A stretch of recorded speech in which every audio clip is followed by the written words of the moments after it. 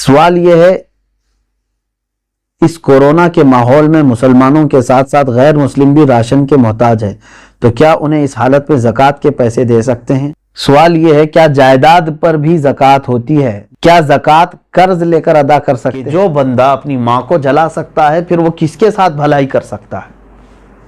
سب چھوڑ کر کے مجھے جا چکے، اس کے بعد پھر مجھے احساس ہوا کہ میں نے کتنا بڑا گناہ کیا، سارا مال میں خرچہ کر چکا ہوں، سب خیرات کر دیا، گھر بھی چھوڑ دیا، اور اتنی نیکیاں کرتا ہوں، پوری رات نماز پڑھتا ہوں اور ہر سال حج کرتا ہوں، اس کے باوجود ہر سال مجھے یہی کہا جاتا ہے کہ تیرا حج قبول نہیں ہوا۔ وہ رونے لگا۔ حضرت مالک بن دینار رحمۃ اللہ تعالی علیہ نے فرمایا کہ پھر تجھ جیسے آدمی کے ساتھ تو یہی ہونا ہے کہ جس نے اپنی ماں کو جلا دیا، اس کے ساتھ کیا ہو سکتا ہے؟ حضرت مالک بن دینار رحمۃ اللہ تعالی علیہ یہ کہہ کر کے نکلے۔ دوسرے دن آپ نے خواب میں دیکھا کہ یقیناً اب اگر اس کی کوئی بخشش ہو سکتی ہے تو اس کی ماں کی سفارش پر ہی ہو سکتی ہے۔ ماں تو جل گئی آگ میں، لیکن مولا تبارک و تعالیٰ اس کی بخشش کا ایک راستہ نکالے گا، کیونکہ یہ بندہ اتنی توبہ کر رہا ہے، اتنا رو رہا ہے کہ قیامت کے دن اس کو جہنم کی آگ کے سامنے کرے گا۔ ماں بے قرار ہو جائے گی، بے چین ہو جائے گی، اور کہے گی کہ مولا میرا بیٹا اگرچہ نافرمان تھا، کیا میرے سامنے اسے جلایا جائے گا؟ اگر وہ میرے ساتھ جو سلوک کیا اس کی بنیاد پر اسے جلایا جا رہا ہے تو میں اسے معاف کرتی ہوں۔ ماں اس وقت اسے معاف کرے گی تو اللہ تبارک و تعالیٰ بھی اسے آگ سے بچائے گا۔ عزیزان گرامی، کہنے کا مطلب یہ ہے، تم لاکھوں نیکیاں کر لو، اگر تمہارے والدین تم سے خفا ہیں تو تمہاری نیکیاں پانی میں چلی گئی۔ قیامت کے دن پھر تمہیں بدبختوں میں اٹھایا جائے گا، اور کہیں ایسا نہ ہو کہ فیصلہ جہنم کا آ جائے۔ اللہ رب العزت ہم سب کو والدین کی سرپرستیاں عطا فرمائے، اور انہیں لمبی عمریں ہم سب کے سروں پر قائم رکھے اور درازی عطا فرمائے۔ سورہ بنی اسرائیل میں اور بھی بہت ساری آیتیں ہم نے تلاوت کی۔ اللہ نے ایک بات یہ بھی فرمائی، وَلَا تَمْشِ فِي الْأَرْضِ مَرْحًا، زمین پر اکڑ کر مت چلنا۔ یہ اخلاقیات بہت سارے اس سورہ میں آئے، اور اللہ تعالیٰ یوں فرماتا ہے إِنَّكَ لَن تَخْرِقَ الْأَرْضَ وَلَن تَبْلُغَ الْجِبَالَ طُولًا، بے شک تم نہ زمین پر تیزی سے اکڑ کر کے چلو گے تو زمین نہ پھٹ جائے گی، اور نہ تم پہاڑ کی طرح بلند ہو پاؤ گے۔ تم دیکھو ذرا، جس زمین پر چل رہے ہو تم سے بہت درجے مضبوط ہے یہ، اور تم اگر بلند کر کے سر اکڑا کے چلو گے بھی تو پہاڑ کے اتنا بلند ہو بھی نہیں سکو گے۔ غرور و تکبر اتنی بری چیز ہے یہ، جس نے عزازیل کو شیطان بنا دیا۔ یہ غرور و تکبر ہی تو تھا، میں کہنا انا خلقتہ، یہ اس نے کہا کہ خلقتنی من نار و خلقتہ من طین، مجھ کو تو نے آگ سے بنایا ہے اور اس کو مٹی سے بنایا ہے۔ اور اس نے انا کا جو لفظ استعمال کیا، اللہ کو یہی سب سے زیادہ ناپسند ہے۔ زندگی میں کبھی بھی کوئی چیز میں پن کی طرف نہ لے جانا۔ اللہ کے حبیب صلی اللہ تعالیٰ علیہ وسلم کی سنت مبارکہ تو یہ تھی کہ ہمیشہ آپ صلی اللہ تعالیٰ علیہ وسلم سارے لوگوں کو ایک بات میں شامل فرما لیتے، یعنی میں نے یہ کیا نہیں ہوتا، بلکہ حضور صلی اللہ علیہ وسلم نے عجز و انکساری کو پسند فرمایا۔ اور جو بندہ غرور و تکبر کر رہا ہے، یہ کیسے سمجھ میں آئے گا؟ ہر کوئی یہی کہے گا میں گھمنڈی نہیں ہوں، میں تکبر نہیں کرتا ہوں۔ امام غزالی رحمۃ اللہ علیہ نے ایک اس کی علامت یہ بھی بتائی ہے، بہت ساری علامت ہے۔ اپنے اندر غرور و تکبر کو تلاش کرنا ہے تو ایک میں آپ کو تھرمامیٹر دے رہا ہوں، آپ خود بھی تلاش کرو۔ آپ فرماتے ہیں دیکھو، اگر تم کسی مسلمان کو دیکھو تو جلدی سلام کرتے ہو، پہل کرتے ہو، تو اس کا مطلب ہے کہ تم غرور و تکبر سے پاک ہو۔ اور اگر تم انتظار کرتے ہو کہ وہ آئے مجھے سلام کرے، میں کیوں سلام کروں، وہ گزر رہا ہے مجھے سلام کرے، غرور ہے تمہارے اندر، تکبر ہے جس کا تم انتظار کر رہے ہو۔ حتیٰ کہ رسول کریم صلی اللہ علیہ وسلم بچوں کو سلام فرماتے تھے، چھوٹی عمر کے بچوں کو بھی حضور سلام فرماتے تھے۔ تو تکبر اور غرور ایک ایسی چیز ہے جو انسان کو ختم کر دیتی ہے، اور اللہ نے فرمایا تکبر میری چادر ہے، اور جو دنیا میں تکبر کرتا ہے گویا کہ وہ میری چادر میں مجھ سے جھگڑا کر رہا ہے۔ ہم تو صرف ایک ہی اکبر مانتے ہیں، وہ کون ہے؟ اللہ اکبر. اور قیامت کے دن تکبر کرنے والوں کو بلایا جائے گا. این المتکبرون، کہاں ہے وہ غرور کرنے والے، میں پن میں رہتے تھے، ان کو بلایا جائے گا. وہ سب ایک طرف ہوں گے. ان کو اللہ تعالیٰ چونٹیوں کی طرح بنائے گا، چونٹیوں کی شکل کی طرح اتنا بنائے گا. اور پورے اہل محشر کو کہا جائے گا کہ اپنے پیروں سے روندتے ہوئے ان کو جاؤ، تاکہ ان کو ان کی حیثیت معلوم ہو. عزیزان گرامی، میرے آقا صلی اللہ علیہ وسلم کے خطبۃ الوداع میں، حجۃ الوداع کے خطبے میں آپ نے سنا، حضور نے یہی تو فرمایا، کلکم من بنی آدم، کلکم من آدم و آدم من تراب، تم سب کے سب آدم سے بنائے گئے اور آدم کو مٹی سے بنایا گیا ہے. ہماری حیثیت ایک مشت خاک ہے، یہ مٹی ہے جہاں سے ہم پیدا ہوئے اور وہیں پر جانے والے ہیں. تو بہت زیادہ غرور و تکبر جو ہے انسان کو خاک میں ملاتا ہے. اور ایک بات یاد رکھنا، اکثر ٹھوکر وہی کھاتا ہے جو اکڑتا ہے، اکڑتا ہے. اور ایک یہ بھی چیز ہے، حکماء نے فرمایا ہے کہ اگر تمہارے اندر ایمان ہو، علم ہو اور محبت رسول ہو تو تمہارے اندر غرور و تکبر نہیں آئے گا. کیونکہ جس درخت کی ٹہنی میں پھل ہوتے ہیں وہ جھکی رہتی ہے، اور جس میں پھل نہیں ہوتے وہ تنی رہتی ہے. اور پھر اکڑنا مردوں کا کام ہے کہ اب ان کے اندر کوئی بینڈنگ نہیں ہے، وہ بالکل اکڑ کر کے ہے. یعنی اکڑ کا مطلب بے جان ہے، اب اس کے اندر کوئی فولڈنگ نہیں ہو سکتی. اور زندہ آدمی ہمیشہ فلیکسیبل ہونا چاہیے کہ اس کے اندر عاجزی و انکساری بھی آئے. ہمیشہ اپنے آپ کو بڑا سمجھنا اور لوگوں سے یہ خواہش رکھنا کہ لوگ ہی میری تعظیم کریں، میری عزت کریں، میں کسی کی عزت نہ کروں. یہی تکبر ہے، یہی غرور ہے. بے شمار اس کی مذمتوں میں احادیث کریمہ بھی آئی ہیں، حکماء کے اقوال بھی ہیں. اللہ تعالیٰ غرور و تکبر سے ہم سب کو محفوظ و مامون فرمائے، اور اس نحوست سے اللہ تعالیٰ زندگی بھر ہم سب کی حفاظت فرمائے. سورہ بنی اسرائیل میں دیگر بہت ساری آیات بینات جو موجود ہیں، اس میں سے ایک آیت یہ بھی اللہ نے فرمایا کہ خرچ زیادہ کرنے والوں کے متعلق، وَلَا تُبَذِّرْ، اللہ نے فرمایا ان المبذرین کانوا اخوان الشیاطین. اللہ فرماتا ہے فضول خرچی کرنے والے شیطان کے بھائی ہیں. فضول خرچ کرنے والے شیطان. فضول خرچ کس کو کہتے ہیں؟ ضرورت سے زیادہ استعمال کرنا. جتنی ضرورت تھی اس سے زیادہ تم نے جو چیز بھی استعمال کی، اور یعنی بغیر کسی حاجت کے جہاں پیسے لٹاتے ہیں، ان کو کہا گیا ہے کہ یہ شیطان کے بھائی ہیں. جیسے گناہوں پر اپنے پیسے بہانا جس کی تمہیں حاجت نہیں. ہاں، اپنے کھانے کے لیے اچھے سے اچھا کھاؤ، اپنے پہننے کے لیے اچھے سے اچھا پہنو، رہنے کے لیے اچھا گھر استعمال کیا آپ نے، یہ فضول خرچی نہیں ہے، یہ آپ کی حاجات میں سے. لیکن جو چیز تمہاری حاجت میں نہیں تھی اس پر تم نے خرچ کیا، جیسے گناہوں پر یا کسی کو دیکھنے کے لیے، معاذ اللہ رب العالمین، یہ جو کچھ ہمارے پیسے خرچ ہو رہے ہیں اس کے متعلق اللہ نے فرمایا یہ شیطان کے بھائیوں میں سے ہیں. اللہ تعالیٰ اس بری عادت سے بھی ہماری حفاظت فرمائے، اور قرآن پاک کی ہر آیت پر ہمیں عمل کی توفیق عطا فرمائے. وآخر دعوانا ان الحمد للہ رب العالمین.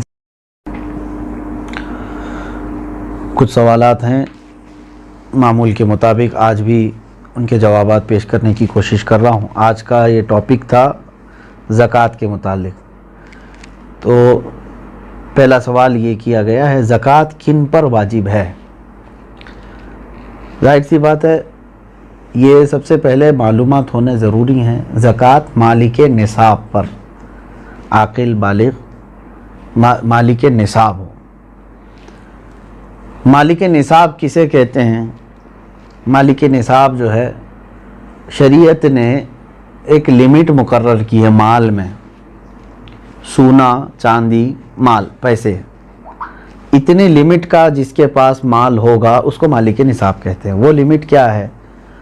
سونے میں 7.5 تولہ، چاندی میں 52.5 تولہ، اور پیسوں میں ان میں سے کوئی ایک کی قیمت، یعنی 52.5 تولہ چاندی کی قیمت کا بھی اگر کوئی مالک ہے، جیسے آج مارکیٹ میں 52.5 تولہ چاندی کی قیمت ایگزیکٹ تو میں نہیں بتا سکتا، جو ریٹ چل رہا ہوگا روز الگ الگ ہوتا ہے. 25,000 اگر فار ایگزامپل، تو 25,000 قیمت ہے اس کے پاس، 52.5 تولہ چاندی کی قیمت ہے. सेविंग इनकम की बात नहीं है, सेविंग बची हुई है और उस पर साल गुजर गया तो वो मालिक निसाब हुआ, उस पर ज़कात वाजिब हो गई। बात समझ में आ गई। अब कुछ लोग यहाँ पर कन्फ्यूज़न के शिकार हैं कि किसी ने कहा कि मेरे पास 5 तोले सोना है, 7.5 तो नहीं है, 2 तोले चांदी है, 52.5 तोला भी नहीं। मेरे अजीज़ों, यहाँ पर अगर ऐसी सिचुएशन है तो दोनों निसाबों को मिला करके देखा जाएगा। जैसे 2 तोला सोना और 2 तोला चांदी को मिलाने पर 52.5 तोला चांदी आ सकती है कि नहीं आ सकती? 52.5 तोला चांदी की कीमत हो जाएगी। अगर कोई एक भी निसाब पूरा हो गया तो मालिक निसाब है। ज़रूरी नहीं कि 7.5 तोला सोना होना चाहिए। हाँ, ये कब? जब उसके पास पैसा भी नहीं, चांदी भी नहीं, खाली सोना है, तो देखा जाएगा जब तक 7.5 तोला नहीं होता तब तक वो मालिक निसाब नहीं है। ये शरीयत की छूट है। ओनली सिर्फ सोना है, गोल्ड है, बाकी उसके साथ दूसरा निसाब का कुछ भी नहीं है, यानी माल भी नहीं, पैसा भी नहीं है और चांदी भी नहीं है। तो कब तक मालिक निसाब नहीं होगा ये? जब तक 7.5 तोला ना हो। लेकिन दूसरे भी हैं इसके साथ, यानी चांदी और पैसे, तो फिर तीनों को मिला करके किसी एक निसाब के बराबर हो जाता है तो मालिक निसाब होगा। इसी तरह सोना बिल्कुल नहीं है, पैसा भी नहीं है, लेकिन सिर्फ चांदी है उसके पास। चांदी अगर उसके पास 50 तोले भी है तब भी वो मालिक निसाब नहीं हुआ। क्यों? ओनली चांदी है उसके पास। कब मालिक निसाब बनेगा ये? 52.5 तोला चांदी। इस चीज़ को समझ रहे हैं ना? बहुत सारे लोग इसमें कंफ्यूज हैं कि हमारे पास 10 तोला चांदी भी है, 5 तोला सोना भी है, दोनों भी निसाब को नहीं पहुँचे हैं, यानी 7.5 तोला ये नहीं है और 52.5 तोला ये नहीं है। ऐसा नहीं है। अगर 2-3 निसाब की चीज़ें एक साथ आपके पास हैं तो सबको मिला करके अगर 52.5 तोला चांदी की कीमत हो जाती है तो आप मालिक निसाब हो गए। आप पर ज़कात फ़र्ज़ है और आपको ज़कात नहीं दी जा सकती। किसी ने अगर ऐसे शख्स को ज़कात दिया तो उसकी ज़कात अदा भी नहीं हुई। क्या ज़कात के पैसों से राशन दे सकते हैं या पैसे ही देना ज़रूरी है? बिल्कुल। जिस मुस्तहिक को, यानी जिसको ज़कात देना ज़रूरी है, वो 8 किस्म के लोगों का ज़िक्र कुरान पाक में आया है, जिसमें से आज 5 लोग पाए जाते हैं। आयत है, अल्लाह ताला ने फरमाया इन्नमस्सदक़ातु लिलफ़ुक़रा वल मसाकीन वल आमिलीन अलैहा वल मुअल्लफ़ति क़ुलूबुहुम व फ़िर रिक़ाबि वल गारिमीन फ़ी सबीलिल्लाहि व इब्निस सबील। अल्लाह ताला ने फरमाया सदक़ात वाजिबा यानी ज़कात फ़कीरों को दिया जाएगा। फ़कीर का मतलब वो नहीं है जो ढोल बजाते हुए घूमते हैं। फ़कीर, शरई फ़कीर किसको कहते हैं, उसकी एक डेफिनेशन है, जिसके पास निसाब के बराबर पैसे नहीं हैं। यानी जो निसाब अभी मैंने बताया ना, जो लिमिट शरीयत ने मालिक निसाब होने की बताया, उस लिमिट के बराबर उसके पास पैसे नहीं है तो वो शरीयत में फ़कीर है। उससे भी कम दर्जे का, यानी खाने पीने की भी उसके पास दिक्कतें हैं, वो मिस्कीन है। फ़कीर को दिया जाएगा, मिस्कीन को। और आमिल जो है वो बादशाह की तरफ से वसूल करने के लिए आते थे, लेकिन अब वो नहीं है, उनका भी जिक्र इस आयत में है, वो नहीं है। वल मुअल्लफ़ति क़ुलूबुहुम, पहले ऐसा था कि कुफ़ार और मुशरिकीन को भी उनका दिल रखने के लिए, इस्लाम की तरफ रग़बत उनको बढ़ाने के लिए ज़कात दी जाती थी, लेकिन वो हुक्म अब ख़त्म हो गया, मनसूख हो गया, ये भी इस आयत से निकल गए।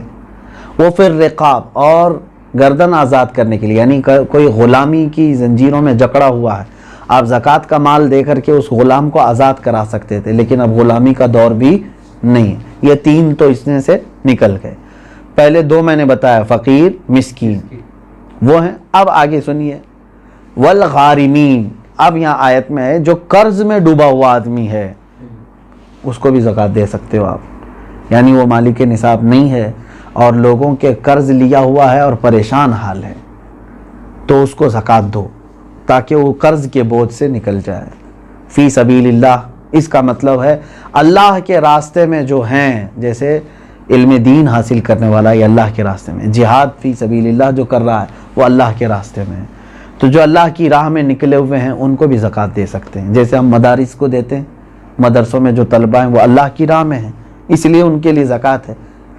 वबनी सबील, और मुसाफिर को, मुसाफिर जो है रास्ते में है, अगरचे वो अपने घर पर پیسے والا ہوگا، مالک نصاب ہوگا، لیکن سفر میں اس کے پاس پیسے نہیں ہیں تو اس کو بھی زکوٰۃ کے پیسے آپ دے سکتے ہیں۔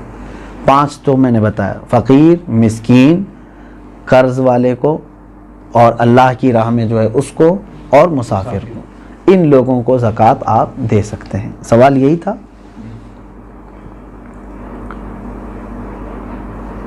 سوال یعنی جن لوگوں کو زکوٰۃ دینا ہے، میں نے یہی کہا تھا کہ ان کو چاہے تو آپ پیسہ دیں، چاہے تو ان کی ضرورت کا سامان دیں، جائز ہے، لیکن ان کو مالک بنانا ہوگا آپ کو۔ کیا زکوٰۃ قرض لے کر ادا کر سکتے ہیں؟ جب آپ کے اوپر ہے ہی نہیں زکوٰۃ تو قرضہ کائے کے لیے لوگے؟ مزید قرض میں ڈوب جاؤ گے اور تم پھر دوسروں کو زکوٰۃ دینا پڑے گا تمہیں۔ قرض لے کر زکوٰۃ نہیں دی جاتی۔ ہو سکتا ہے یا سوال کرنے والا یہ کہہ رہا ہو کہ وہ مالک نصاب ہے لیکن ابھی فی الحال اس کے پاس پیسے نہیں ہیں، شاید ہو سکتا ہے ان کے پوچھنے کا مطلب یہ ہو، یہی ہے۔ ہاں، اگر یہ مسئلہ ہے تو پھر اس کو کہیں سے بھی اب زکوٰۃ دینا ہے۔ دیکھیں سچویشن کیسی ہے، 1 لاکھ روپے میرے پاس تھے، میں مالک ہوں، میں 1 لاکھ کا مالک ہوں، تو مالک نصاب ہو گیا، سال گزر گیا، لیکن ابھی ایسا ہے کہ میرے پاس پیسہ نہیں ہے، زکوٰۃ دینا تھا، تو تمہارے لیے تو شریعت نے چھوٹ رکھی ہے، جب تمہارے پاس پیسہ آئے گا تب زکوٰۃ دو گے، قرضہ لے کر دینے کی ضرورت نہیں، مزید بوجھ میں جاؤ گے تم۔ انتظار کرو کہ وہ تمہارا جو پیسہ ہے وہ آ جائے، لیکن اگر 5 سال کے بعد آیا تو 5 سال کی زکوٰۃ دینا ہوگا، 3 سال بعد آیا تو 3 سال کی زکوٰۃ دینی، کیونکہ تمہارا پیسہ اٹکا ہوا ہے، جب آئے گا تب دو گے، ابھی نہیں ہے تمہارے پاس تو تمہارے لیے معاف ہے، شریعت نے کہا انتظار کرو۔ اور اگر قرضہ لے کر کے ادا کر دیا تو زکوٰۃ تو ہو گئی، لیکن وہ قرضہ تمہارے اوپر بوجھ چڑھ گیا، جب تمہاری اصل رقم آئے گی تو قرض ادا کرنا ہوگا۔ سوال یہ ہے کیا جائیداد پر بھی زکوٰۃ ہوتی ہے؟ بالکل، یعنی جائیداد کا مطلب اگر آپ یہ سمجھ رہے ہو کہ بہت سارے لوگ زمینیں جو ہے لے کر کے انویسٹ کرتے ہیں اور بعد میں بیچنا چاہتے ہیں، تو یہ مال تجارت ہوا، اس پر بھی زکوٰۃ ہے، تجارت کا جو مال ہے اس پر بھی زکوٰۃ ہے۔ لیکن جائیداد کا مطلب اگر آپ یہ سمجھ رہے ہیں کہ آپ جس گھر میں رہ رہے ہیں یا گھر بنانے کے لیے کوئی جگہ لیے ہیں، اس پر زکوٰۃ نہیں۔ ایسی جائیداد جو آپ ضرورت کے لیے لیے ہوں، وہ چاہے کروڑوں کی کیوں نہ ہو، اس پر زکوٰۃ نہیں۔ یہ حاجت اصلیہ میں سے ہے، ضرورت میں سے ہے۔ ہاں، اگر کوئی ایک تھوڑی سی ایک ٹکڑا زمین کا ہی آپ نے اس لیے لیا کہ آج اس کی قیمت 10 لاکھ ہے، میں رکھوں گا، چند دنوں کے بعد 20 لاکھ ہو جائے گی، میں بیچوں گا، تو آپ اس میں تجارت کر رہے ہیں نا، تو تجارت کی نیت ہوئی آپ کی، تو اس زمین پر بھی زکوٰۃ ہے۔ سوال یہ ہے اس کورونا کے ماحول میں مسلمانوں کے ساتھ ساتھ غیر مسلم بھی راشن کے محتاج ہے، تو کیا انہیں اس حالت میں زکوٰۃ کے پیسے دے سکتے ہیں؟ زکوٰۃ یہ شریعت کا حق ہے، زکوٰۃ یہ شریعت کا حق ہے، یعنی اللہ تبارک و تعالیٰ نے مسلمانوں پر فرض کیا ہے، زکوٰۃ صرف صاحب اسلام کو، مسلمان کو ہی دی جا سکتی ہے۔ ہاں، مدد کی بات جہاں تک ہے، غیر مسلم ہیں ان کی بھی آپ مدد کر سکتے ہیں مخلوق خدا ہونے کی حیثیت سے، اگر ان میں سے کوئی محتاج ہے آپ مدد کریں، لیکن زکوٰۃ کے پیسوں سے نہیں، دوسری اماؤنٹ سے آپ ان کی مدد کر سکتے ہیں۔ میں مدد کی ممانعت کی بات نہیں کر رہا ہوں کہ مدد نہیں کر سکتے کسی، اسلام تو مدد کرنے کا حکم دیتا ہے، لیکن زکوٰۃ چونکہ پرٹیکولر ایک یہ ہمارے مذہبی حصہ ہے، تو یہ صرف اس وقت ہی ادا ہوگی جب آپ مسلمان کو دیں گے۔